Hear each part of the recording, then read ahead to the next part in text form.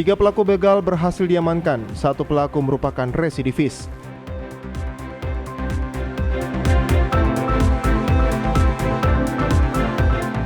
Polres Manokwari berhasil mengidentifikasi mayat perempuan yang ditemukan di Arfai.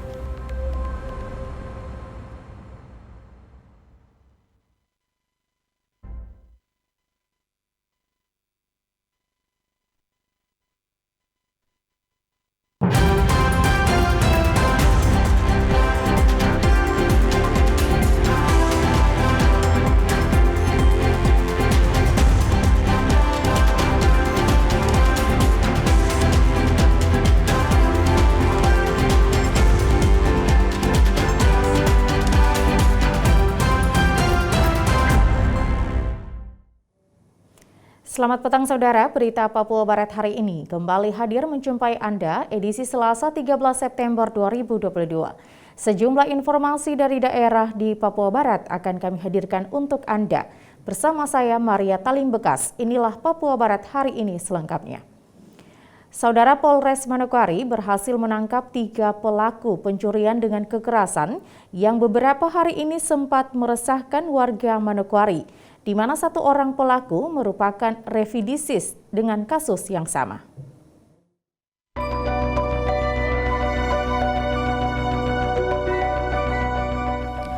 Beberapa hari ini warga Manokwari dikagetkan dengan aksi jambret yang terjadi di beberapa titik dalam kota Manokwari. Seperti yang terekam oleh CCTV pada Senin 12 September 2022 kemarin di Jalan Suapen Perkebunan dan depan Jembatan Sahara. Terlihat para pelaku ini tidak segan-segan menjatuhkan korbannya dari atas motor dan juga menarik tas maupun handphone milik anak kecil. Dalam melakukan aksinya, pelaku juga membawa alat tajam untuk menakuti korbannya. Kapolres Manokwari AKBP Parasian Herman Gultom kepada TVRI sore kemarin mengatakan, kini sudah ada 4 laporan polisi yang diterima pihaknya. Saat ini mereka juga telah membentuk tim untuk mengejar para pelaku kejahatan yang beberapa hari belakangan ini sempat meresahkan warga dengan aksi begal di jalan. Kapolres mengatakan setelah membentuk tim, siang tadi 3 pelaku jambret yang sempat meresahkan warga Manokwari telah ditangkap oleh tim Avatar Satreskrim dan kini ketiganya telah diamankan di Mapolres. Penjambretan atau tindak pidana pencurian dengan kekerasan memang sampai dengan saat ini Polres Manokwari sudah menerima laporan dari 4 laporan polisi dari beberapa TKP yang ada di wilayah Manokwari, dan saat ini Polres Manokwari sudah membentuk tim kemudian melakukan upaya pengungkapan dan penangkapan.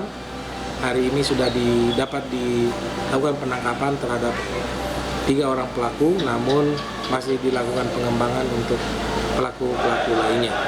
Tentunya ini menjadi upaya Polres Manokwari untuk dapat segera mengungkap maraknya aksi jambret di wilayah Manokwari. Kapolres menyebutkan 1 di antara ketiganya merupakan residivis dengan kasus yang sama, yaitu pencurian dan kekerasan. Sedangkan pelaku lainnya merupakan pemain baru. Sementara itu, Kapolres mengatakan identitas pelaku lainnya juga sudah dikantongi dan kini dalam pengejaran tim di lapangan. Dilakukan pengungkapan, ada pelaku yang merupakan residivis atau pelaku yang pernah ditangkap oleh Polres Manokwari, namun ada juga yang baru.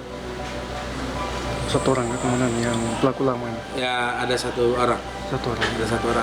Kapolres Manokwari AKBP Parasian Herman Gultom menghimbau kepada seluruh masyarakat Manokwari agar tetap menjaga diri dan tidak melewati tempat-tempat yang dianggap rawan dan selalu waspada jika melihat sesuatu yang mencurigakan, segera melaporkan kepada pihak keamanan. Natalindo Kerwai, TVRI Papua Barat melaporkan.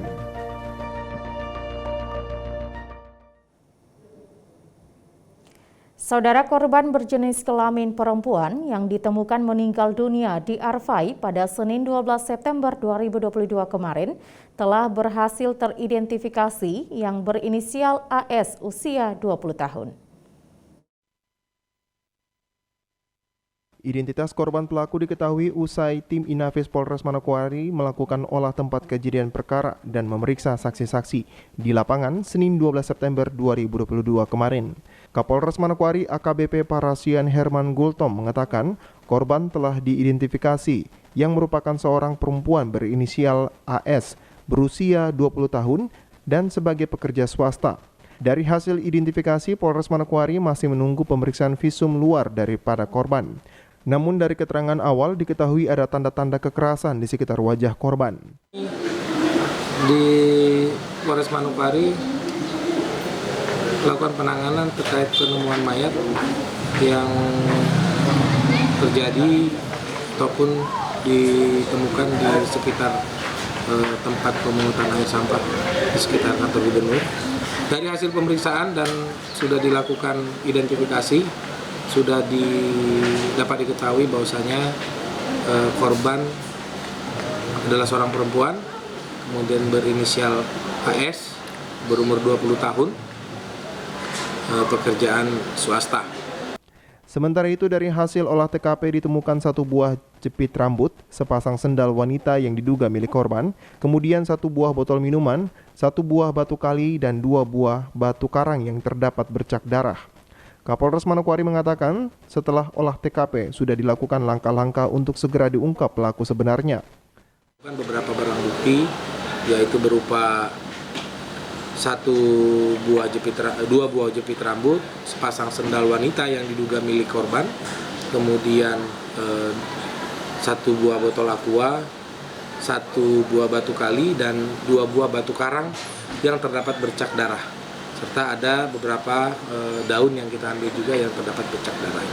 Sebelumnya pada Senin 12 September 2022, warga dikagetkan dengan penemuan mayat dengan kondisi tergeletak di tanah tidak jauh dari jalan raya di sekitar belakang areal tempat pembuangan sampah di Arfai, Distrik Manokwari Selatan.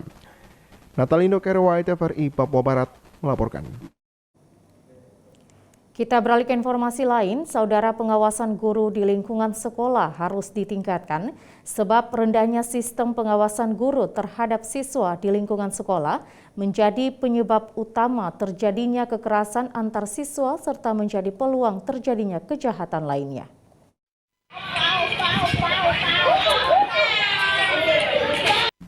Dalam kurun waktu belakangan ini, kualitas pengawasan guru di lingkungan sekolah di lingkup pemerintah Kabupaten Manokwari dinilai belum maksimal. Pasalnya di beberapa sekolah kerap kali diduga terjadi perundungan antar siswa di lingkungan sekolah. Misalnya yang terjadi di SD 35 Sanggeng pada Agustus lalu, yang mengakibatkan korban harus dipindah sekolahkan oleh orang tuanya ke sekolah lain. Menyikapi hal tersebut, Bupati Hermus Indo sebagai kepala daerah menegaskan agar hal serupa jangan terjadi lagi. Sebab hal ini membuktikan lemahnya pengawasan guru di lingkungan sekolah.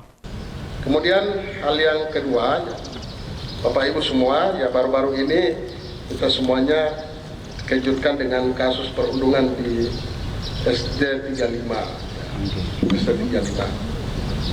Saya berharap ya kasus-kasus seperti ini jangan terjadi lagi di sekolah-sekolah kita. Banyak anak-anak kita yang nakal itu di sekolah-sekolah yang buat kelompok, lalu kemudian ya memojokkan atau membuat susah teman-teman yang dalam posisi yang lemah di sekolah. Ya. Jadi saya berharap ini harus bisa mendapatkan perhatian ya. Saya kira kasus itu terjadi tidak secara kebetulan, tapi itu menggambarkan sebenarnya banyak masalah di sekolah yang tidak bisa diurus atau diperhatikan dengan baik. Kekerasan antar siswa yang kerap kali terjadi di lingkungan sekolah dinilai bukan hanya merugikan siswa dan orang tua, namun harus ada tim yang ditugaskan untuk memastikan kondisi di setiap sekolah mulai dari tingkat TK hingga SMA, sehingga tidak terjadi hal-hal yang tidak diinginkan oleh semua pihak. Tidak hanya itu, tetapi saya melihat tingkat kerawanan di setiap sekolah, baik di SD maupun juga SMP terkait dengan pemanfaatan obat-obat terlarang, ya, nafsa. Ini juga sudah masuk ke sekolah-sekolah kita. Ya. Saya berharap ini menjadi perhatian juga dari kita bersama-sama. Untuk kemudian bekerja sama dengan komite sekolah, tapi juga kepala sekolah dan dewan guru, untuk kemudian ya melaksanakan pengecekan ya atau disiplin begitu terhadap semua siswa untuk memastikan semua orang yang masuk ke sekolah itu dia bersih dulu baru masuk. Ya, seperti itu. Karena banyak yang dia membawa barang itu dari luar, isi dia punya kantong, tas dan lain sebagainya, kemudian mulai mempengaruhi teman-teman yang lain-lain. Ini saya berharap masalah-masalah ini harus kita cegah dari sekarang untuk tidak terjadi di sekolah-sekolah kita di Kabupaten Manokwari. Pemerintah Kabupaten Manokwari akan berkoordinasi dengan Badan Narkotika Nasional Provinsi Papua Barat untuk melakukan sweeping di semua sekolah, untuk memastikan semuanya bersih dari narkoba di lingkungan sekolah. Apabila hal ini tidak dilakukan, maka Pemda gagal dalam mengontrol sekolah dari narkoba. Mengingat peredaran narkoba di sekolah menjadi tanggung jawab bersama, sebab di lingkungan masyarakat pun peredaran narkoba sudah sangat meresahkan masyarakat. Arina Irianan, TVRI Papua Barat melaporkan. Saudara Dinas Pendidikan Provinsi Papua Barat belum dapat menyalurkan dana bantuan studi untuk 3.000 proposal yang sudah masuk. Karena hingga saat ini dana tersebut belum tersedia dalam sistem bagi semua jenjang pendidikan, mulai dari tingkat SMA hingga S3. Barat yang kami hormati. Tujuan dilaksanakannya Focus Group Discussion atau FGD dan Asisten Penyusunan Analisis Standar Belanja Pemerintah Provinsi Papua Barat tahun 2023 adalah untuk memberikan informasi tentang penyusunan informasi, penyusunan analisis standar belanja, fisik dan non-fisik, memberikan wawasan dan manfaat tentang perencanaan anggaran sekaligus diskusi bersama seluruh organisasi perangkat daerah di Provinsi Papua Barat dalam perencanaan dan penganggaran. Hal ini disampaikan penjabat gubernur yang dibacakan oleh Sekretaris Daerah Papua Barat Nathaniel D. Mandacan, bahwa semua pegawai yang ditugaskan mewakili organisasi perangkat daerah di lingkup pemerintah Provinsi Papua Barat agar tetap mengikuti kegiatan tersebut hingga selesai. Karena semua kegiatan yang akan dilaksanakan pada tahun 2023 mendatang, standar biayanya akan ditentukan dalam kegiatan asistensi penyusunan analisis standar belanja. Saya harap semua yang ditugaskan untuk tetap mengikuti, karena kegiatan-kegiatan akan dilakukan di 2003, ditentukan hari ini kita menyusun standar biayanya. Jangan sampai ketika input di SIPD pada akhir tahun atau di awal tahun kita kelabakan, karena ya mungkin ada yang bertanya, waduh saya kegiatan ini, program ini kok tidak ada. Ya, jadi hari ini kita diharapkan mengikuti secara serius besok sampai dengan tanggal 14. Nathaniel D. Mandacan menegaskan bahwa kegiatan analisis standar belanja merupakan instrumen penting yang diamanatkan dalam menyusun perencanaan dan penganggaran daerah. Saya menyambut dan mengapresiasi diselenggarakannya FGD dan asistensi penyusunan ASB Provinsi Papua Barat tahun 2023 ini, karena ASB ini merupakan salah satu instrumen penting yang diamanatkan oleh peraturan dalam penyusunan atau dalam menyusun perencanaan dan penganggaran daerah. Saudara-saudara yang saya hormati, anggaran daerah dalam konteks otonomi dan desentralisasi menduduki posisi yang sangat penting. Namun saat ini kualitas perencanaan anggaran daerah yang digunakan masih relatif lemah. Lemahnya perencanaan anggaran juga diikuti dengan ketidakmampuan pemerintah daerah dalam meningkatkan penerimaan daerah secara berkesinambungan. Sementara di sisi lain pengeluaran terus meningkat secara dinamis, tetapi tidak disertai dengan penentuan skala prioritas dan besarnya plafon anggaran. Untuk menghindari permasalahan yang timbul dan agar pengeluaran anggaran daerah berdasarkan pada kewajaran ekonomi, efisiensi dan efektif, maka anggaran daerah harus disusun berdasarkan kinerja yang akan dicapai oleh daerah. Dengan menggunakan anggaran kinerja tersebut, maka anggaran daerah akan lebih transparan, adil, dan dapat dipertanggungjawabkan. Salah satu instrumen yang diperlukan untuk menyusun anggaran daerah dengan pendekatan kinerja adalah analisis standar. Dengan dilaksanakan kegiatan analisis standar belanja tahun 2023, diharapkan kualitas perencanaan anggaran daerah yang masih sangat lemah dan juga rendahnya penerimaan daerah di tahun 2023 dapat berjalan lebih baik lagi. Jimmy Tabisu, TVRI Papua Barat melaporkan. Saudara Sekda Papua Barat, Nathaniel D. Mandacan, berharap agar setiap OPD tidak lagi menerima pegawai honorer karena akan mengakibatkan belanja pegawai lebih tinggi dari pelaksanaan program.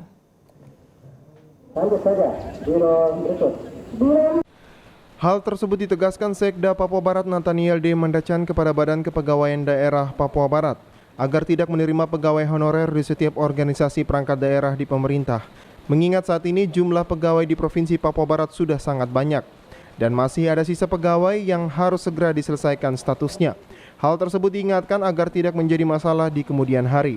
Dalam arahannya, saat ini belanja pegawai akan lebih tinggi daripada pelaksanaan program di setiap organisasi perangkat daerah. Hentikan dulu, hari ini hentikan, tidak boleh ada pegawai masuk dulu. Nanti jadi masalah kemudian hari untuk saudara-saudara. Belanja pegawai akan bertambah besar, belanja OPD akan berkurang. Jangan pikir begini, itu kan ada posnya. Posnya uang itu satu gepok, terus uang satu gepok itu yang dibagi untuk kehidupan sehari-hari dan untuk belanja pembangunan. Kalau bertambah orang lagi, dikurangi di sana, ditambah di sini, dikurangi ditambah sampai akan seimbang.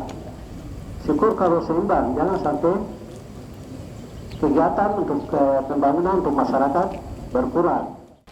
Lebih lanjut disampaikan, pemerintah sudah memutuskan tidak boleh ada penerimaan pegawai honorer. Namun karena berbagai pertimbangan dan kebijakan, maka hingga saat ini pegawai honorer masih banyak diterima di setiap OPD. Namun pada tahun 2023 mendatang di seluruh pemerintahan tidak ada lagi pegawai honorer ataupun pegawai harian lepas. DPR yang lalu, DPR masa lalu itu kan sudah putuskan untuk tidak boleh ada penerimaan, penambahan honorer. Tapi dalam pelaksanaan kan tidak. Ya orang-orang kalau PD kan juga kan merasa orang datang kasihan ini orang anak atau ini sudah datang kan tidak mungkin ini sudah larangan, mungkin satu kali bilang, atau kedua kali, ketiga kali ya terpaksa terima. Berarti harus dihentikan ya Pak ya? Ya aturan itu memang sudah dihentikan dulu. Karena itu sehingga waktu yang 1283 itu tidak diurus oleh BKD itu karena sudah pernah dikeluarkan larangan. Diharapkan kepada semua OPD tidak lagi melakukan penerimaan honorer karena dapat mengakibatkan pembengkakan pada belanja pegawai dan program di setiap OPD untuk melayani kebutuhan masyarakat. Jimmy Tabisu, TVRI Papua Barat melaporkan. Informasi selanjutnya akan kami hadirkan setelah jeda berikut, tetaplah bersama kami.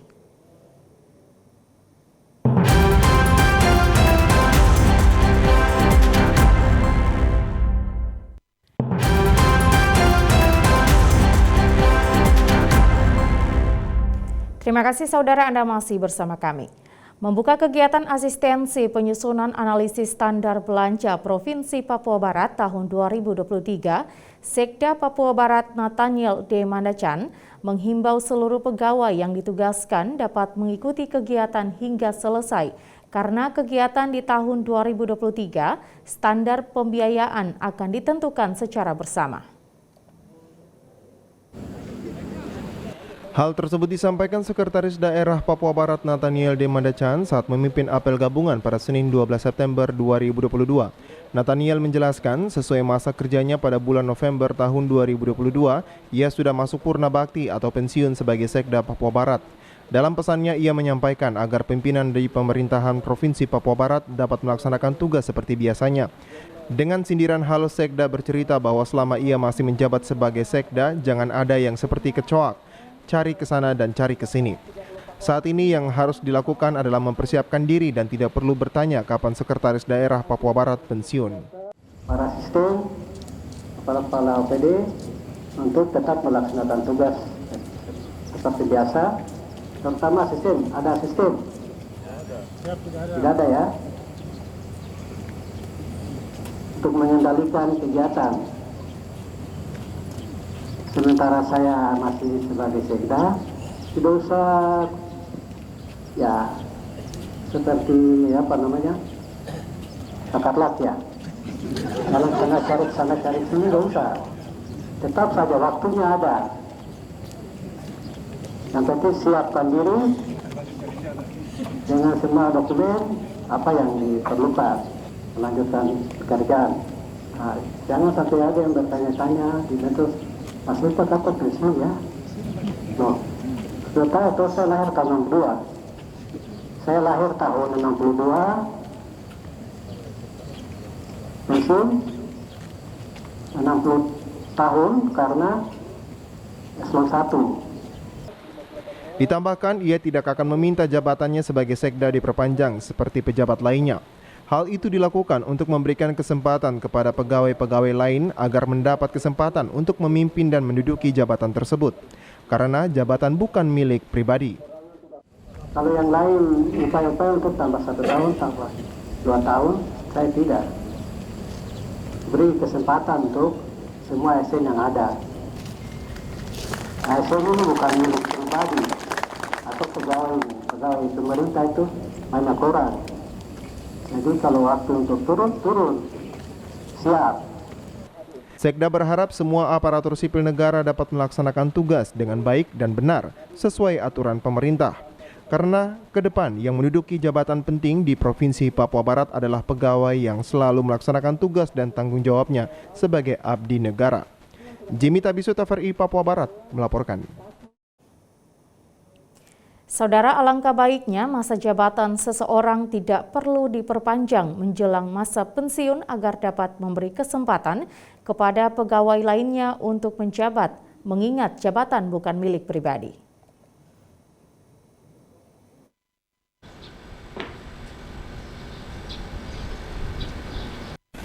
Realisasi anggaran pendapatan dan belanja daerah APBD Kabupaten Manokwari sejak triwulan pertama hingga memasuki triwulan ketiga, capaian penyerapan anggaran telah mencapai 52%. Dengan jumlah capaian tersebut, maka masih tersisa 48% yang harus dilakukan di triwulan berikutnya hingga akhir tahun anggaran. Hal ini disampaikan Bupati Manokwari Hermus Indo Senin pagi pada apel gabungan di lingkup Pemda Manokwari. Belanja APBD sangat berpengaruh pada tingkat kesejahteraan masyarakat melalui peredaran uang secara luas. Untuk itu, praktek realisasi APBD di triwulan ketiga dipastikan harus berjalan dengan baik. Belanja APBD kita, ya, saya ingin menyampaikan bahwa belanja APBD kita tentu sangat menentukan seberapa jauh tingkat peredaran uang yang juga ada di masyarakat. Kalau kita bisa membelanjakan APBD kita dengan baik, maka tingkat peredaran uang di masyarakat pun akan baik, dan masyarakat yang bisa menikmati dampak langsung maupun tidak langsung, ini kesejahteraannya bisa meningkat.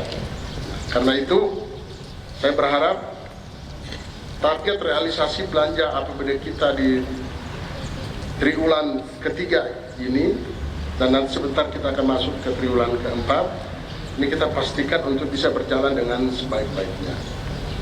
Persentase realisasi belanja kita sampai dengan hari ini, daerah bahwasanya kita sudah mencapai 52%.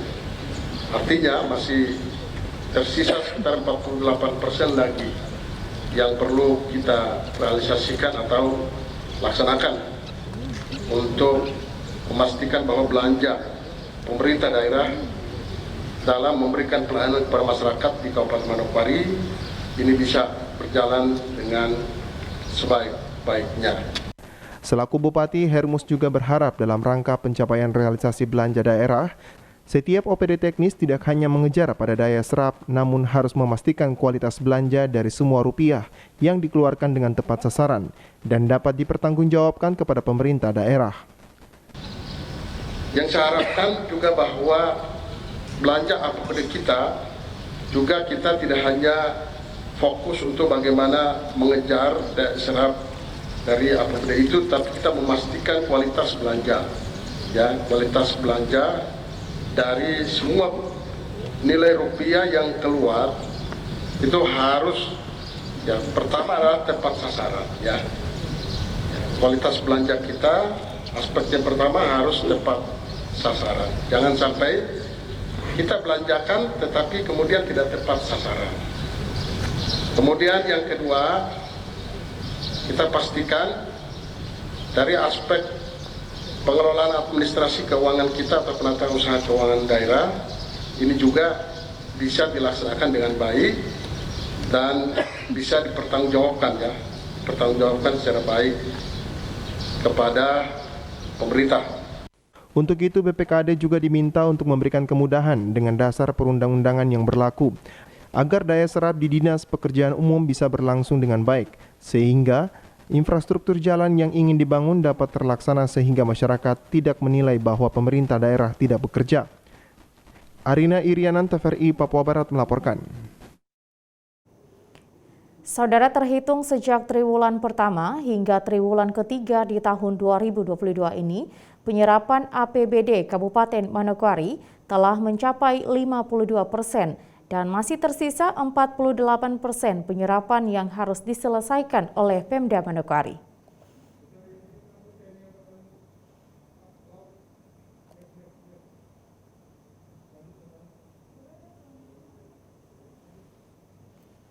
Kita beralih ke informasi lain. Saudara, puncak hari ulang tahun ke-77 TNI Angkatan Laut, Koarmada 3 melaksanakan upacara militer di lapangan apel Mako Koarmada 3, Katapop, Kabupaten Sorong, Papua Barat, Senin 12 September 2022.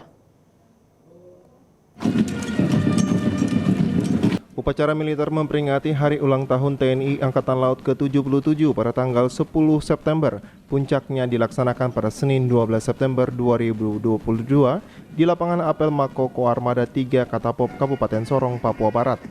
Bertindak sebagai Inspektur Upacara Kepala Staf Koarmada 3 Laksamana Pertama TNI YSKL Kantian Dago. Upacara tersebut diikuti ratusan personil baik pasukan marinir, Pasmar 3, Kopaska, Yontai VIP, dan jajaran Lantamal 14 Sorong dan Koarmada 3. Rangkaian upacara tersebut diawali dengan pemeriksaan pasukan oleh Inspektur Upacara dengan menaiki mobil jeep.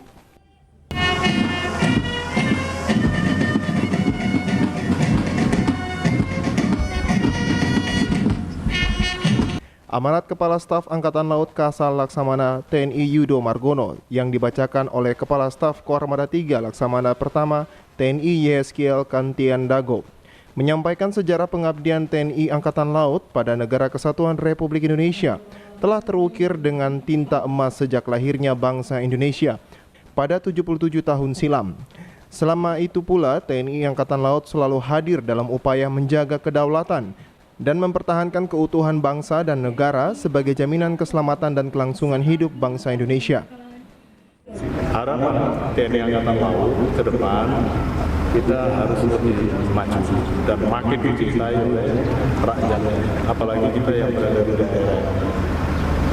Besar harapan masyarakat, saya yakin hadirnya TNI Angkatan Laut khususnya dan Koarmada 3 yang berada di sini ini ingin memberikan yang terbaik, ingin memberikan sumbangan tenaga, pikiran kepada masyarakat. Bahkan kita juga kemarin melaksanakan penanaman ketahanan pangan yang dinamakan sorghum. Ini untuk mewujudkan kesejahteraan di Armada 3 khususnya, dan itu digelar secara serentak juga oleh Kepala Staf Angkatan Laut. Upacara HUT TNI Angkatan Laut ke-77 dihadiri Kapolda Papua Barat Irjen Pol Daniel Tahimonang Silitonga, Kapok Sahli Brigjen TNI Wahyu Eko, mewakili Pangdam 18 Kaswari dan perwakilan pemerintah daerah, kota, dan Kabupaten Sorong. Dari Sorong, Mikal Jasman, TVRI Papua Barat melaporkan. Selain itu, saudara, rangkaian Hari Ulang Tahun TNI Angkatan Laut ke-77, Kapolda Papua Barat Irjen Pol Daniel Tahimonang Silitonga menyuap kue ulang tahun ke sejumlah perwira tinggi TNI Angkatan Laut saat acara syukuran yang digelar di Gedung Mas Pardi, Mako Koarmada 3, Senin 12 September 2022.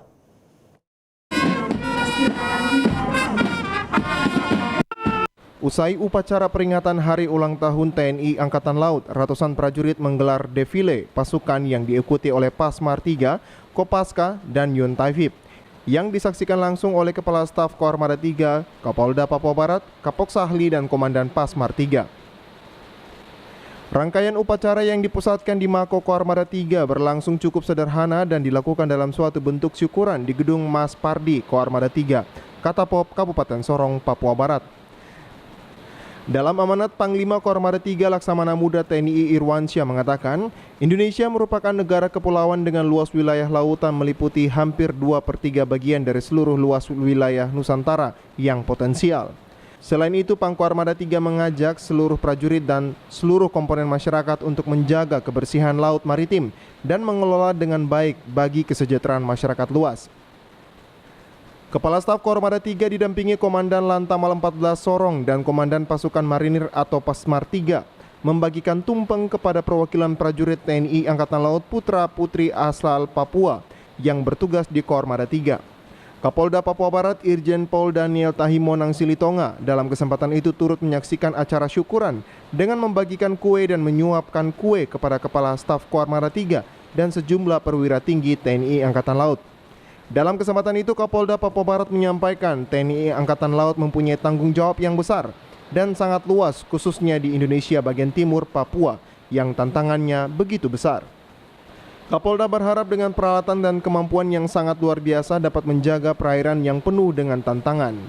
Selamat hari ulang tahun TNI AL yang ke-77.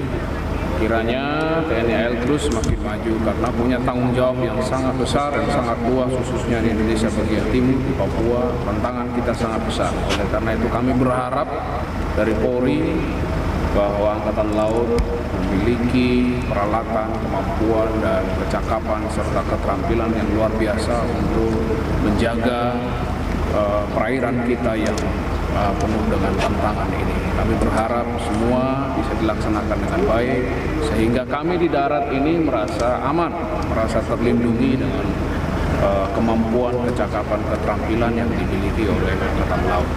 Kami Kapok Sahli mewakili Pangdam 18 Kasuari tentunya mengucapkan selamat dirgahayu Angkatan Laut yang ke-77. Harapan Angkatan Laut semakin modern, semakin profesional dengan keberadaannya di Papua Barat ini bersinergi sama-sama melaksanakan khususnya pembangunan di daerah ini. Demikian mungkin yang kami sampaikan. Selamat Dirgahayu, Jaya Veva, Jaya Maya. Terima kasih. Dari Sorong, Mikal Jasman, TVRI Papua Barat melaporkan. Saudara, informasi tadi sekaligus menutup jumpa kita pada Papua Barat hari ini, edisi Selasa 13 September 2022. Mewakili seluruh kerabat kerja yang bertugas, saya Maria Talim Bekas pamit undur diri dari hadapan Anda. Terima kasih atas kebersamaan Anda dan sampai jumpa.